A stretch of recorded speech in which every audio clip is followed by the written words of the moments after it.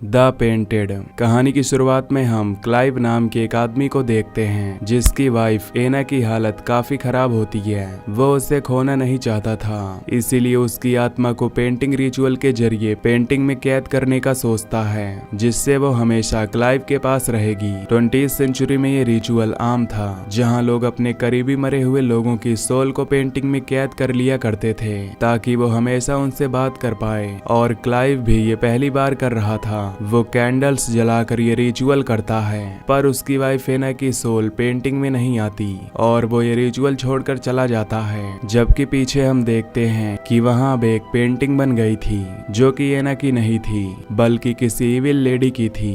Clive जब आता है तो इस पेंटिंग को देखकर डर जाता है और उसे जलाने की कोशिश करता है, पर इसमें से इविल लड़की निकलकर उस पर अचानक हमला कर देती है। दूसरी तरफ एना को होश आ जाता है, पर तभी क्लाइव उसके सामने आता है। लेकिन अब वो इंसान नहीं रहा था, वो अब उस बुरी शक्ति के नियंत्रण में था। इससे पहले कि एना कुछ कर पाती, क्लाइव उसके ऊपर हमला कर देता है। इसके बाद कहानी 5 महीने आगे बढ़ जाती है, जहां हम एक नई फैमिली को देखते हैं जिनमें एक हस्बैंड वाइफ एवलिन और उसका पति एडम और उनका बेटा नेल्सन और बेटी जेनिस और सबसे छोटी बेटी लेसी थी। एडम एक कारपेंटर था, लेकिन कई दिनों से उसका काम अच्छा नहीं चल रहा था।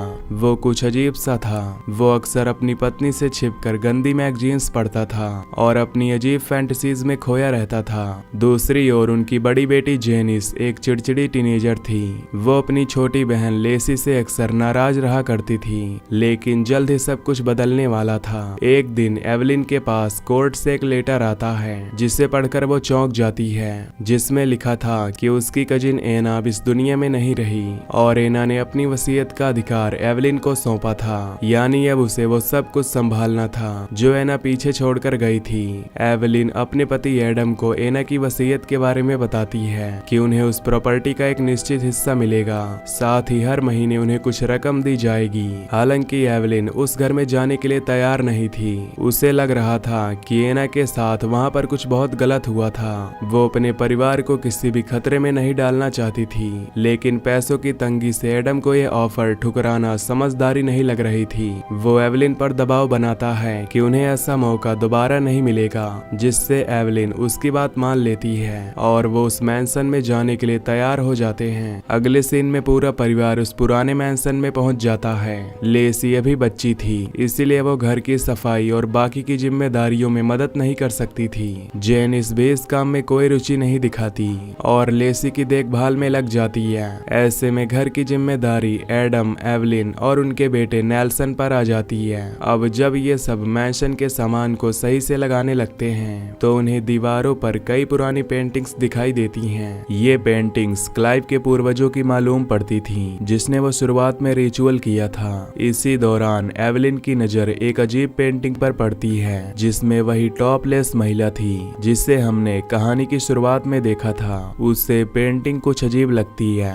जब एडम और नेल्सन भी उसे देख लेते हैं तो एवलिन उसे घर के एटिक में रखने के लिए कहती है। रात होते ही सब अपने अपने कमरे में सोने चले जाते हैं। एडम एवलिन के करीब आने की कोशिश करता है, लेकिन एवलिन उसे मना कर देती है, जिससे नाराज होकर एडम बाहर चला जाता है और अकेले बैठकर अपनी गंदी मैगजीन्स पढ़ने लगता है। तभी उसे अचानक किसी की आहट महसूस होती है। वो थोड़ा घबराता है, लेकिन खुद को समझाता है कि ये उसका एक वहम होगा। लेकिन अगले ही पल उसे एक नेकेड महिला की झलक दिखाई देती है, जिसे देखकर वो नजरअंदाज कर देता है कि शायद मैगजीन पढ़ने की वजह से उसे ऐसा लग रहा है। उधर जेनिस अपने कमरे में थी, जहाँ एक पुरानी और डरावनी पेंटिंग लगी हुई थी, इसलिए वो उसे हटाने की कोशिश करती है, लेकिन वो उसे हिला नहीं पाती और थक कर सो जाती है। लेकिन रात के अंधेरे में कुछ अजीब होता है, उसके बाल अपने आप कटने लगते हैं। अगली सुबह जब जेनिस जागती है और अपने बालों की हालत देखती है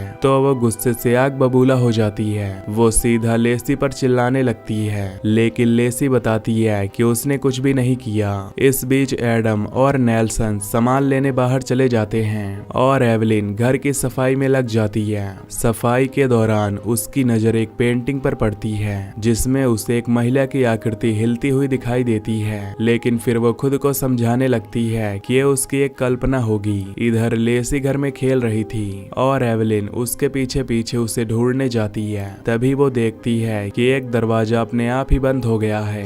वो लेसी को पुकारते हुए उस कमरे के पास जाती है, लेकिन जब पीछे मुड़ती है तो देखती है कि लेसी बाहर ही खड़ी हुई थी। एवलिन के मन में अजीब सा डर पैदा हो जाता है, लेकिन वो उसे भी नजरअंदाज कर देती है कि शायद वो ज्यादा सोच रही है। एवलिन जब दरवाजे की ओर बढ़ती है तो उसे ये समझ नहीं आता कि अंदर कौन गया था। दरअसल ये बेसमेंट का दरवाजा था जो अपने आप खुला था। वो हिम्मत जुटाकर नीचे जाती है और वहाँ पर एक प्रोजेक्ट को देखती है जो अचानक से बंद हो जाता है। जब वो उसे खोलने की कोशिश करती है तो अंदर उसे गंदी मैगजीन्स मिलती हैं। अब ये देखकर वो बहुत गुस्सा हो जाती है और एडम से इस बारे में बहस करती है। हालांकि एडम खुद पर लगे आरोपों से बचने की बजाय उल्टा एवलिन को ही दोषी ठहराने लगता है। वो कहता है कि तुम तो मुझे पास भी नहीं आने देती हो, इसीलिए मुझे इस तरह की चीजों का सहारा लेना पड़ता है। रात होने पर वो सभी सोने चले जाते हैं। जेनिस अब भी उस डरावनी बार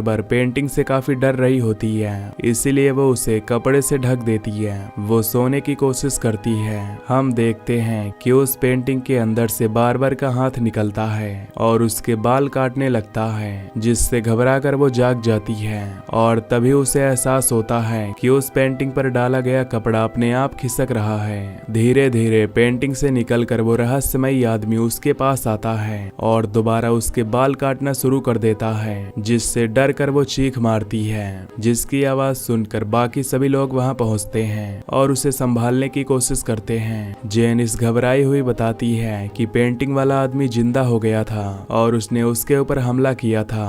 हालांकि जब एडम पेंटिंग को चेक करता है तो वहां पर कुछ भी नजर नहीं आता। वो कहता है कि शायद तुम्हारा एक बुरा सपना होगा, जिसके बाद वो वहां से उस पेंटिंग को हटा देता है। एवलिन भी अब ये मानने लगी थी कि इस मैंसन में कुछ तो गलत हो रहा है और ये सारी पेंटिंग सिर्फ दिखने में पुरानी नहीं थी, बल्कि इनके अंदर कुछ अजीब और खतरनाक शक्ति छुपी हुई थी। हालांकि एडम अभी भी इस बात को मानने के लिए तैयार नहीं था। रात को जब वो अपने कमरे में वापस जाता है तो उसे एक बार फिर से वही रहस्यमयी आवाज सुनाई देने लगती है जो उसने पहले भी सुनी थी। इन आवाजों का पीछा करते हुए वो एटिक तक पहुंच जाता है, जहां पर उसे किसी की मौजूदगी का एहसास होता है और फिर अचानक वो वहां पर बेहोश हो जाता है। अगली सुबह एवलिन को एक अजीब सपना आता है, जिसमें वो देखती है कि एक महिला उसे अपनी पेंटिंग पूरी करने के लिए कह रही है, जिससे डरकर उसकी नींद खुल जाती है। उधर एडम भी होश में आता है और देखता है कि नेकेड लेडी की पेंटिंग फिर से अनकवर्ड हो गई है। उसे कुछ अजीब महसूस होता है, इसीलिए वो पेंटिंग को कवर करके एक चेयर पर रख देता है। इस बीच एवलिन मैंसन में उस हिस्से में आ जाती है। वहाँ उसे वही किताब मिलती है जिसे हमने कहानी की शुरुआत में देखा था। रात होते ही पूरा परिवार सो जाता है, लेकिन तभी हम देखते हैं कि जिस पेंटिंग को एडम ने चेयर पर रखा था वो अपने आप हिलने लगी थी। इस दौरान एडम दोबारा एटिक में जाता है, जहां वो देखता है कि पेंटिंग अब खुली हुई है। दूसरी ओर एवलिन को घर के अंदर कुछ दौड़ने की आवाज सुनाई देती है। जब वो बाहर आती है तो उसे एक बच्चा नजर आता है जो भागते हुए एक पेंटिंग के अंदर घुस जाता है और वो पेंटिंग के अंदर से ही बोल भी रहा था। एवलिन जब फिर से उस पेंटिंग को देखती है तो वो पूरी तरह से खाली हो चुकी थी। वो बच्चे का पीछा करते हुए बेसमेंट तक पहुंच जाती है, लेकिन तभी उसे कोई जोर से धक्का देकर अंदर बंद कर देता है। इधर नेल्सन की अचानक नींद खुलती है। उसे दीवारों से पेंटिंग के रंग टपकते हुए नजर आते हैं। जब वो पास जाकर देखता है तो अचानक से एक पेंटिंग उसे खींचने लगती है। वो खुद को छुड़ाने की बहुत कोशिश करता है, लेकिन वो छुड़ा नहीं पाता। पर तभी उसकी आवाज सुनकर एडम वहां पर पहुंच जाता है, जो उसे बचा लेता है। तब तक जेनिस और लेसी भी वहां पर पहुंच जाती हैं। उन सभी को एहसास हो जाता है कि इस घर में बहुत कुछ ही डरावना और खतरनाक घट रहा है। अब सभी लोग एवलिन को ढूंढने लगते हैं, जहां बेसमेंट में उसे वही नेकेड लेडी नजर आती है, जिसे देखकर वो बुरी तरह से डर जाती है। इसी बीच बाकी सभी वहां पर पहुंच जाते हैं और आखिरकार एवलिन को वहां से निकालकर घर छोड़ने का फैसला करते हैं। वो मैंसन को छोड़कर अपने पुराने घर लौट आते हैं। अब इन घटनाओं से एक चीज ये अच्छी हो गई थी कि इन सभी के रिश्ते अच्छे हो गए थे।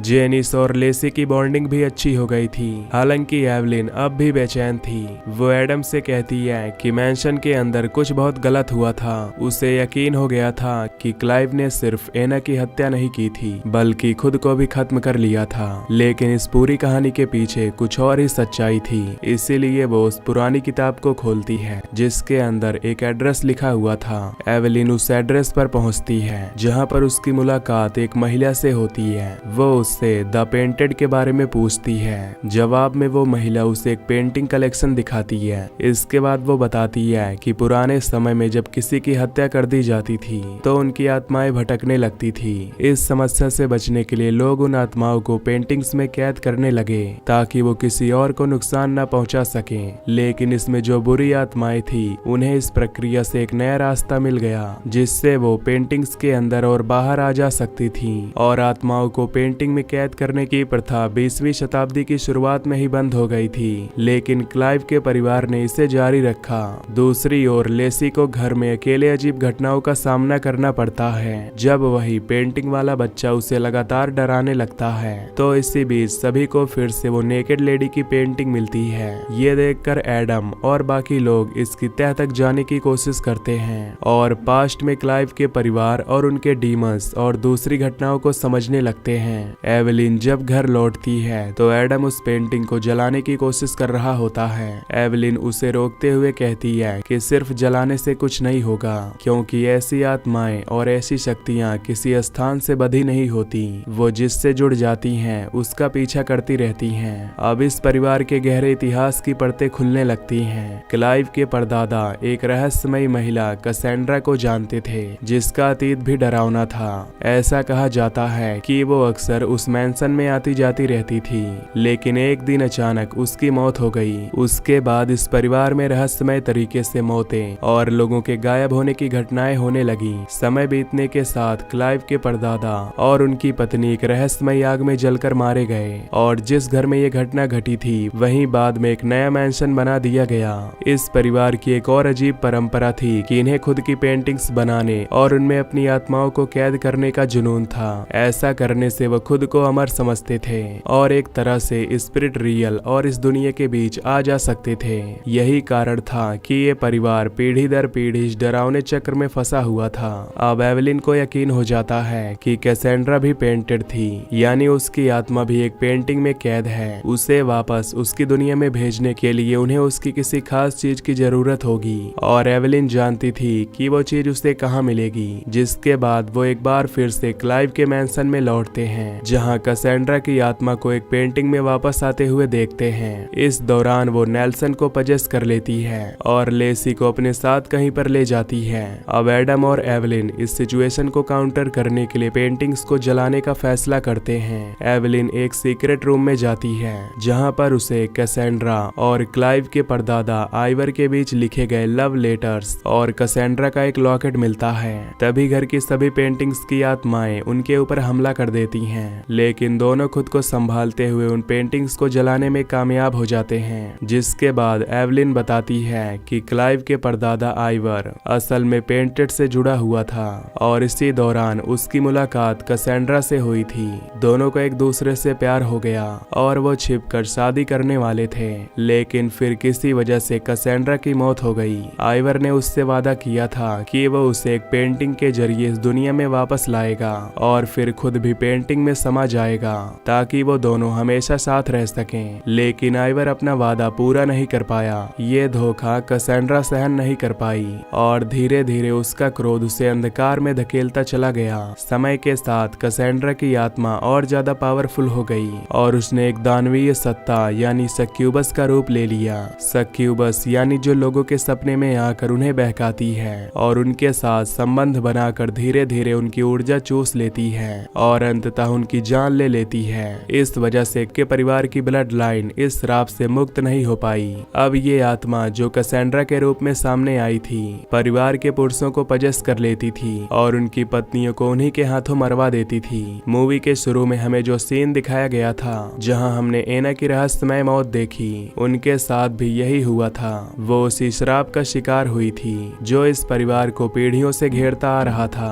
एडम समझ जाता है कि सक्यूबस उसे पजेस करना चाहती थी। वो कुछ बताने ही वाला होता है कि तभी तभी वो घर लौट आते हैं। घर पहुंचते ही जेनिस उन्हें लेसी के बारे में बताती है और जब वो अंदर जाते हैं तो देखते हैं कि पजेस्ड नेल्सन लेसी को मारने की कोशिश कर रहा है। एडम किसी तरह उसे रोक कर एक कमरे में बंद कर देता है, जबकि एवेलिन बच्चों को सुरक्षित स्थान पर भेज देती है। इसके बाद वो एडम को वो कपड़ा देती है जिससे सक्यूबस वापस आई थी। वो लोग एक रिचुअल के जरिए उसे जलाने का प्लान बनाते हैं, लेकिन इससे पहले कि वो कुछ कर पाते नेल्सन दरवाजा तोड़कर बाहर आने लगता है। वो लोग किसी तरह बचते हुए पेंटिंग में आइवर को समन करने की कोशिश करते हैं, क्योंकि ये श्राप उसी से शुरू हुआ था और कैसेंड्रा भी उसी से जुड़ी हुई थी। लेकिन आइवर की आत्मा पेंटिंग में प्रकट नहीं होती। एवेलिन समझ जाती है कि वो आना ही नहीं चाहता, जिस पर एडम कहता है कि कैसेंड्रा को एक सैक्रिफाइस चाहिए, जिसके बाद वो खुद को चाकू मार लेता है। जहां बाद में हमें ये सच पता चलता है कि रात को एडम जब एटिक में गया था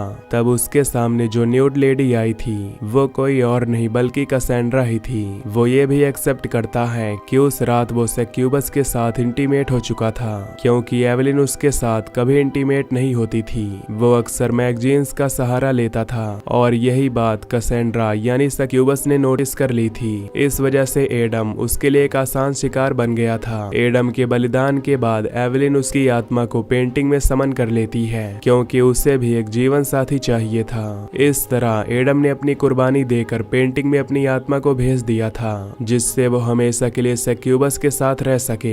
लेकिन एवेलिन की सोच गलत साबित होती है। इस बीच नेल्सन अभी भी पजेस था और अचानक एवेलिन के ऊपर हमला कर देता है और तभी वहां पर जेनिस भी आ जाती है। अब उनका ये रिचुअल फेल हो चुका था, क्योंकि एडम ब्लड लाइन का हिस्सा नहीं था, क्योंकि अगर एवेलिन की ब्लड लाइन का कोई पुरुष होता तो ये रिचुअल जरूर काम करता। अब सिचुएशन को बिगड़ता हुआ देखकर जेनिस पेंटिंग पर लाइटर फेंक देती है, जिससे कैसेंड्रा वाला हिस्सा जलकर नष्ट हो जाता है और उसके साथ ही सक्यूबस भी मारी जाती है। जहां अगले सीन में हम एडम की पेंटिंग को द पेंटेड के कलेक्शन में शामिल होते हुए देखते हैं। हालांकि कैसेंड्रा पूरी तरह से नष्ट नहीं हुई थी, बस उसका इस प्लेस से कनेक्शन टूट गया था। और इसी के साथ ये मूवी यहीं पर खत्म हो जाती है। तो वीडियो को लाइक और चैनल को सब्सक्राइब कर दीजिए। Till then take care, love you, bye bye.